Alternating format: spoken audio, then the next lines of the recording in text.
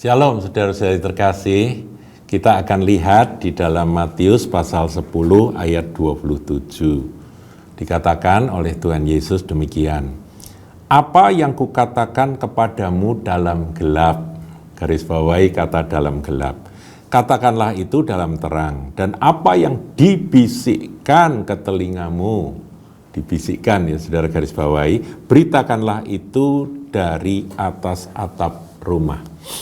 Dua kata saudaraku, dua kata kerja, yaitu yang satu kata sifat yaitu dalam gelap, yang kedua dibisikkan.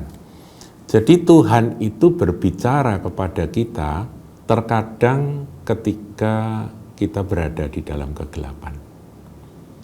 Saudaraku, saat-saat gelap yang Anda alami, ya saudara bisa tafsir sendirilah. Saat-saat gelap itu yang seperti apa? Gelap itu kan tidak enak ya saudaraku ya. Kita nggak bisa lihat apa-apa dalam kegelapan. Sumpek gelap gitu ya. Nah pada saat seperti itulah Tuhan akan berbicara. Ini yang harus kita pahami saudaraku. Jadi kalau saudara ditempatkan Tuhan dalam satu situasi kondisi dalam gelap, saudara ingat akan ayat ini. Itulah waktunya Tuhan akan menyampaikan sesuatu yang nanti saudara harus teriakkan dalam terang. Kemudian cara Tuhan berbicara itu berbisik saudara. Jadi tidak suara yang terang. Ada saatnya Tuhan berbicara dengan suara keras, tapi ada waktunya Tuhan berbisik. Nah untuk itu kita perlu merespon akan ayat ini. Pertama ketika suasana kegelapan ya, gelap dalam bisnis, gelap dalam apa sajalah saudara, pokoknya saudara ngerasakan ini kok peteng dedet ini ya, gelap gulita ini, itu expect bahwa Tuhan akan berbicara, sesuatu yang sangat penting.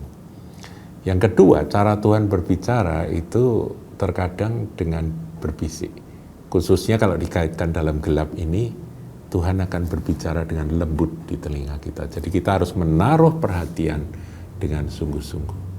Berfirmanlah Tuhan ketika aku sedang di dalam kegelapan ini. Itu menjadi doa kita.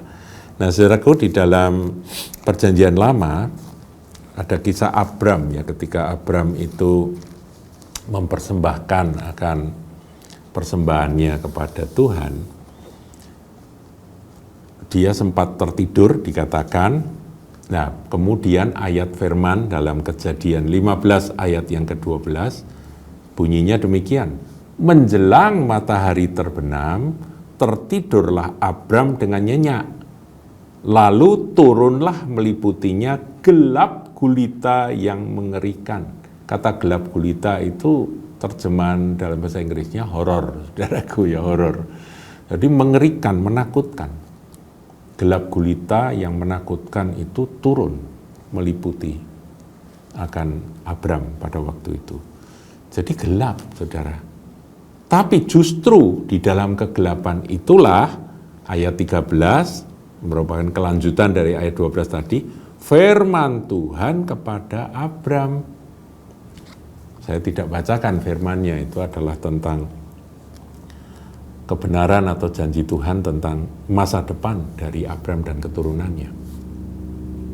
Jadi kita perlu menangkap akan kebenaran firman ini, bahwa Tuhan itu kadang berbicara kepada kita dan menyampaikan pada kita akan hal-hal yang sangat penting itu di dalam kegelapan.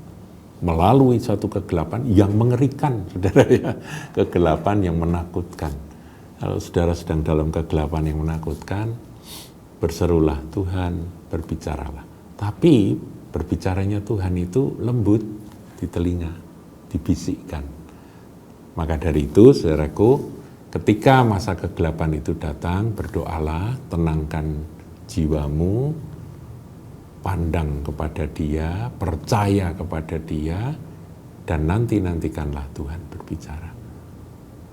Ketika Tuhan berbisik, saudara akan menangkap sesuatu yang luar biasa. sesuatu yang merupakan pesan khusus bagi kita. Saudara, saya pernah ingat akan kisahnya John Sung. John Sung itu banyak mendengar akan visi dari Tuhan ketika dia ada di dalam kegelapan yang paling gelap, yaitu ketika dia masuk ke rumah sakit jiwa. Tuhan berbicara banyak kepada dia, berbisik banyak. Dan itu adalah bekal untuk John Sung setelah dia selesai dengan kegelapan itu dan selesai mendengar bisikan Tuhan, dia meneriakkan akan firman-firman Tuhan itu dalam terang dan dengan suara yang lantang dari atap rumah, saudaraku. Itulah Dr. John Sung. Jadi itulah cara Tuhan berbicara dan menyampaikan visinya kepada kita. Tuhan Yesus memberkati.